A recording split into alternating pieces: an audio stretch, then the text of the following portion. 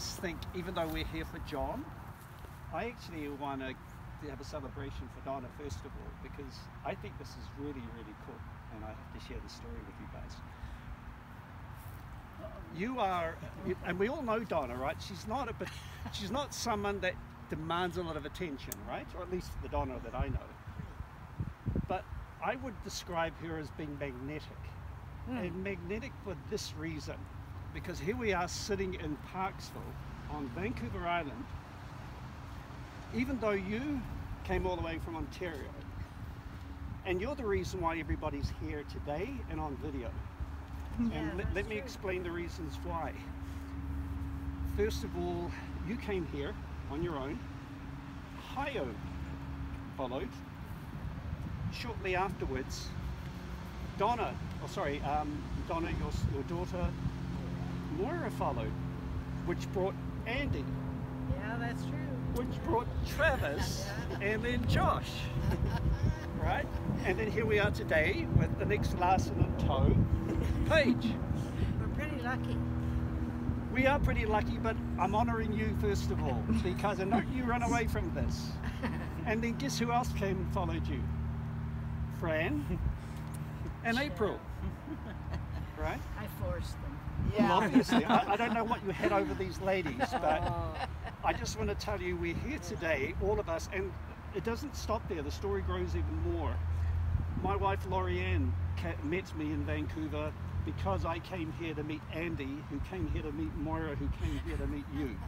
So I'm just saying to you, our whole lives here in Canada, the last 30, 35 years, are all because of you.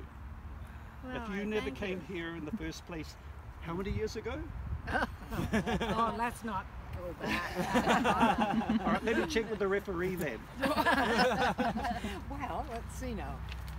At least, because we were coming out here to visit her beforehand, before we moved up, I would say at least 31 years. 31? Yeah, probably okay. at least 30. Oh, so maybe I came here before you did. Yeah, and I came out with Ken before we moved out here. Yeah, that's right. Yeah. Okay, well, Yes. which is when we met. Yes. So, which brings us to today. Yes. And the other person who came out to join you and us was John.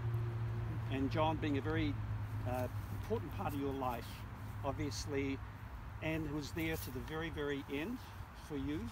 And I just think that's absolutely remarkable that you have this ability in such a gracious, discreet manner to draw people towards you. And John, who went from one end of Canada to the other to be with you. I just think that's remarkable too. So I just wanted to see and show everybody how we all came together and whose fault it was. Anyway, having said that, Travis, you've got a few notes from people around that want to share some notes about John. I think there's a lot of people that have reached out and wanted to be able to view this from all over the world. I think the response after John's passing has been incredible. We've had people from Australia, the UK, the Middle East, Calgary, Halifax, all over the world reaching out.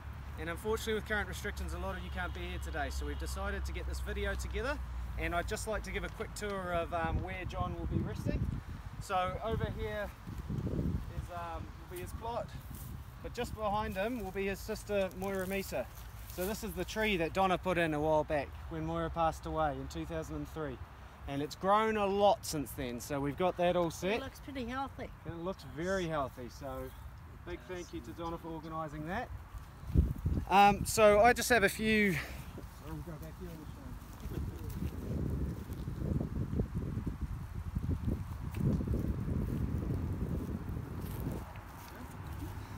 Alrighty, so I want to start by saying a massive thank you to everyone that sent messages. Why don't you stand here so you can face everyone else? Sure. You might need to, I'm not sure how good the mic is as well. Yeah. Sorry, can you get close? I want to start by saying a massive thank you to everyone that sent messages of love and support for John's passing. It was amazing to hear from so many people from all around the world that my uncle had such a positive impact on their life. I remember clearly the moment in time I got the call that John had passed away. It was such a shock and so sudden because we were never aware of John's health struggles. But that also summed up his selfless nature. He never wanted to complain about anything personally and was always genuinely interested and focused on current matters in the world and with the people that surrounded him. and boy could he talk.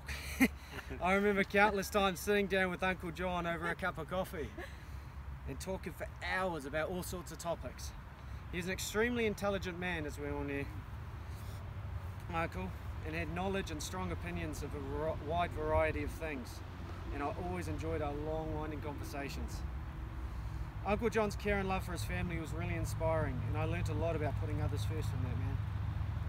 He lived and cared for his mother Donna for a number of years, and even at the end was waiting for COVID to finish before getting her anywhere near a rest home, he'd always say, because that was his selfless nature. He'd always put his family first. He would take such a huge interest in things that my brother and I were doing. When he found out we were playing professional rugby in the USA, he would research and find out everything about the league, from sponsors to players, the feasibility to it. I learnt a lot about the league from him, from his research. He would also ask us about how it's all going, and the thing is, he was genuinely interested in our response, and he was always keen to learn more. I think the only positive about his passing was being able to talk to and hear from people all around the world about what a great man he was, and learn a lot about his past. I learnt he had friends in countries all over the world that he regularly kept in touch with. As we know, John was a big baseball and Red Sox fan. He was a massive part of an online baseball league called Baseball Diamond League, and the amount of people that have reached out with great stories of John was truly humbling. John was also a strong academic and lectured at multiple universities around the world, and he had friends from different areas that reached out with more great stories of my uncle. It was a tough few months not being able to come back to Canada from overseas, and I appreciate all of your patience for waiting for this memorial today, particularly you, Donna. Thank you so much.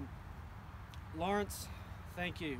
Really, we can't say enough about how much your constant communication and care for our family in this time of need has helped us. It really is. To all Donna's friends, thank you for helping her out through this time.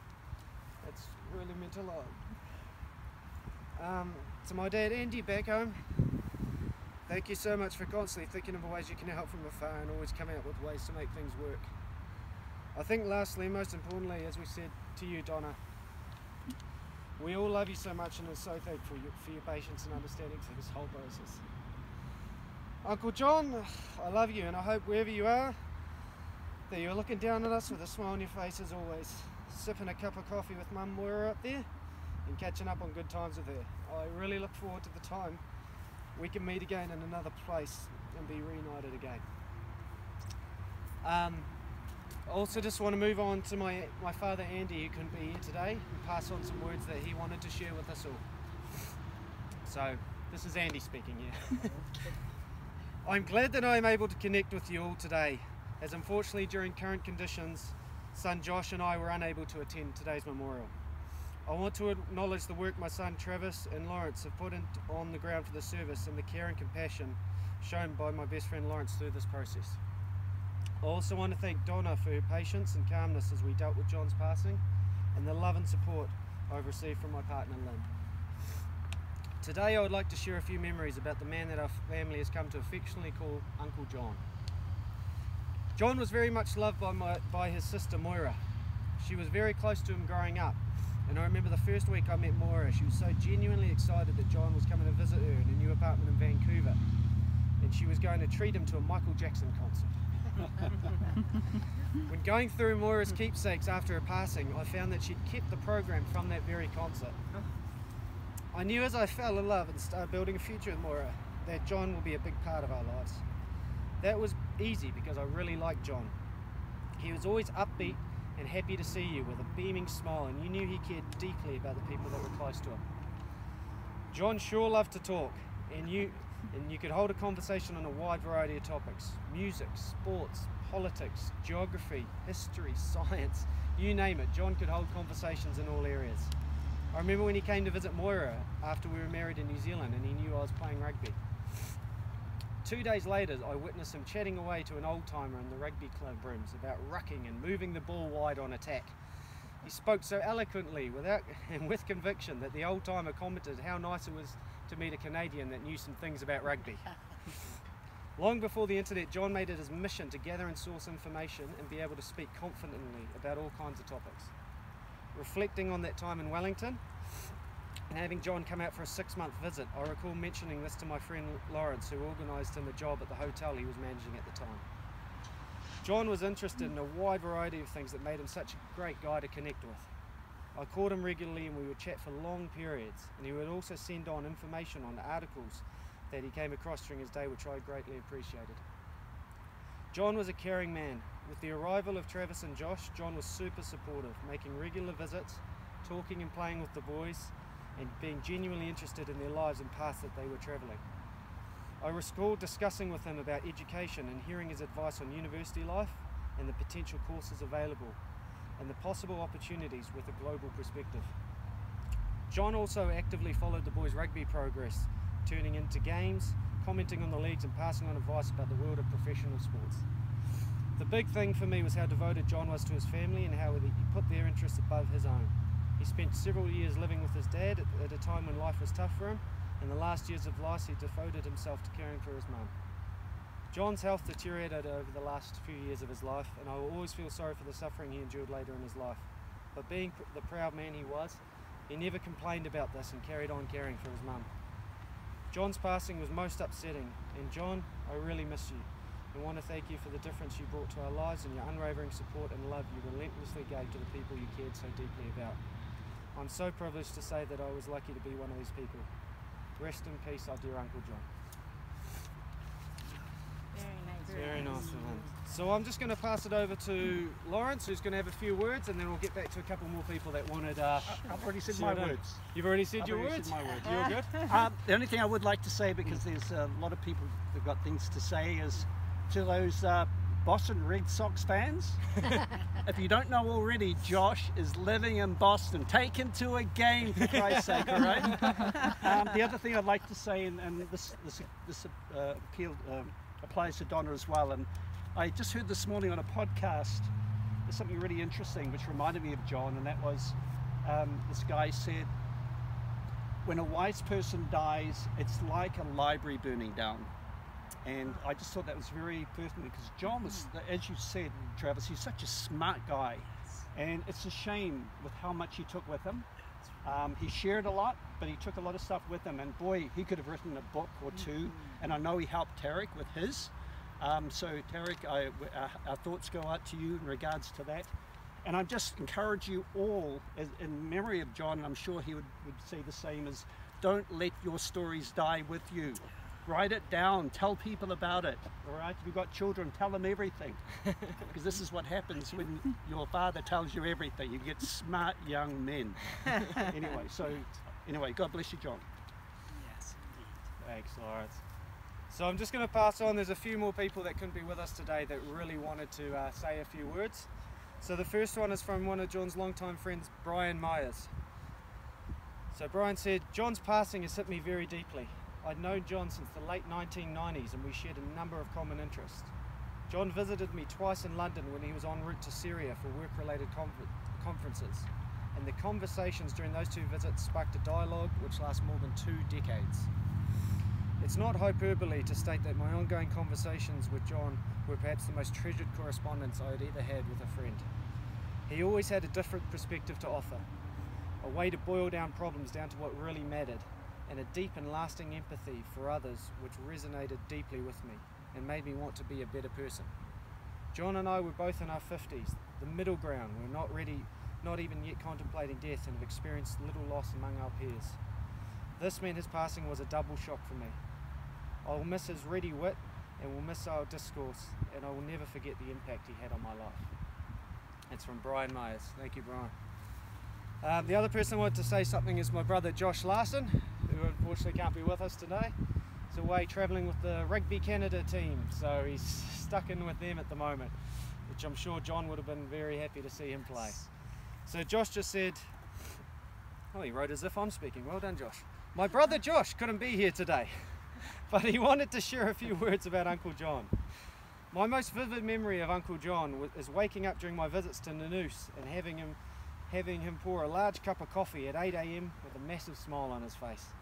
He was already 2 cups deep of coffee, and I would join him for his third while he wrapped up his morning's work on his laptop. As I'm sure many of you know, John was a great talker and had a lot of wisdom. One thing we really bonded over was our love of sports. We could spend hours talking about any sport, but he really had a passion for the statistical side. He would regularly send me emails and hook me into a lot of sports statistics articles that we would share our opinions on. Something that John also provided me was an insight to my mother, his sister Moira. I'm so appreciative of him sharing those stories about them growing up. It was so special to me. Lastly, in Boston this year and visiting Fenway Park was special, and it will always remind me of John and the great uncle he was. It's from Josh, my brother. And the last person who we just wanted to put in here is Tarek. Unfortunately, who couldn't be with us today, but we were really appreciative of you, and I know you were a great friend of John. We've learnt that Tarek and John would call each other pretty much every night and talk for hours. So I know it was hard on you, Tarek, and we've appreciated your constant communication and support this whole time. So this is the last message from Tarek. It is with great sorrow that I address all of you today. John was a dear friend, beloved by both my wife and myself. As you probably know, he was a sweet man who was optimistic by nature and always found the silver lining in the dark clouds that marked his life. I can't believe that I'm speaking of John in the past tense. He's been an integral part of my life since he completed his graduate work almost a quarter of a century ago. I first met John as a student in one of my classes. It was a large class, but John stood out as an inquisitive and thoughtful student. I invited him to be my research assistant, and subsequently I became his thesis supervisor. Over the years, John worked with me on many projects. Over the last year, he worked with me as the Director of Academic Affairs for the International Association of Middle East Studies, overseeing the production of the Journal of Iraq and the Arab World. Although I've not met any of you personally, I know each of you from John's stories about you. You were all dear to him, and he shared with me his fond memories of you and the positive influence each and every one of you had on his life. The only time in the many years I knew John that I saw him desolate was when his sister passed away. He described her as his life's rock, and cried profusely. He told me that he was so grateful to Andy for staying in touch with him, and especially proud of the boys and their many accomplishments. Before saying a final goodbye to John, I want to thank Lawrence for his efforts to organise this memorial. I would have been with you all today, but due to the viral nature of the Delta variant and my wife's compromised immune system, I was strongly advised not to travel, even though we were vaccinated. Lawrence was a good friend to John, and he spoke often of him, and I hoped that we would meet again one day. Farewell, John. I will miss you. Very nice. So, I think for everyone tuning in and listening, as Lawrence touched on earlier, I think it's very important for John to just remember the great stories about him, not let the stories that he told you die today. You know, he might not be with us physically, but his spirit will live on with us for a long time. And I think it's important to share those stories and pass them on to other generations, because as we know, I'm sure everyone here has had a story or two from John and learned a thing or two from him that we can pass on. So thank you to each and every one of his friends that tuned in for this. It really means a lot, and as I said, the best thing about this has been able to hear from so many people around the world that just had such an impact on John, and John had an impact on your life, so thank you for that. We're going to head out down to Parksville and grab a bit of lunch, I think, after this. But before we get into that, we're going to put John's ashes into the urn. Do you want to help me with that, Grandma? Does anybody else want to say anything? Oh yeah, anyone else? Not me. I've had too many of these.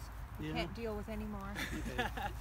Well, I guess one of the Well, things you've got at least one more to do. Pat always said is that I more. never Me? talked to John when I didn't learn this. What And I do think you that's, find? you know, because Yeah. Pat was a guy You who must thought have he some. knew everything. My daughter does. It was a pleasure. Yeah, I never talk to John without knowing something. Learning something bet. that sums it up perfectly. It doesn't it? really does. Yeah. It's really interesting. We spent many Christmases together. Oh, that's great. I remember coming out for a few of those Christmases. Were great, weren't they? And I can't, you just can't really forget. But one thing that John told me was, I was talking with That's him.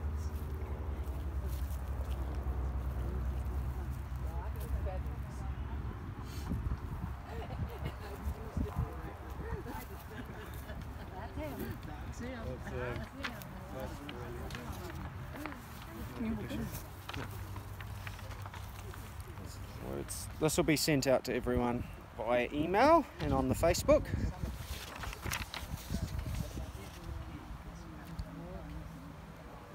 and so will this thing. So I thought this was pretty cool, and John would have loved this. It's a baseball card made from people in his Diamond League community, and I just thought it was so cool with the Boston Red Sox in his year. And David Lower actually said some words that really stuck with me too about John. It said, even if you believed you didn't have a friend in the world, once you met John Measor, you had one for sure. And I think that sums up John for sure. So, anyways, do you want to come over, Grammar, and give us a hand with this? Oh, good on you. I mean, that's a key thing, right? And staying active. Because, I'm finding even at my age, if I stop moving, I just start doing this. Awesome. I'll make sure to get you some coffee. Give up running because of my knee.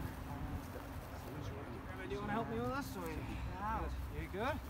Should we, why don't we put the flowers down over there if you like, or initially put them inside? What do you think? Either inside or next to it. What do you think? Whatever you want to Would do. you like the flowers inside, Donna, or do you think they should go next to it? What works best for you? Inside now. Inside? Sure. Well, should we put this in first then, and then put the flowers after? Whatever you guys What want do you to think? Put this one in first? Oh, get it out low. It's deep here. That. Kind of deep, eh? It sure is. So I think we'll also put in all these lovely words that other people have sent from around the world in here. I've got a little collection of them all. Great idea. And as I said, this will be sent out to everyone who is tuned in. We'll send it out on the great. Facebook and on the email and every other way we can do That's it. great. That's great. Do you want to put some flowers in there Sure too? can.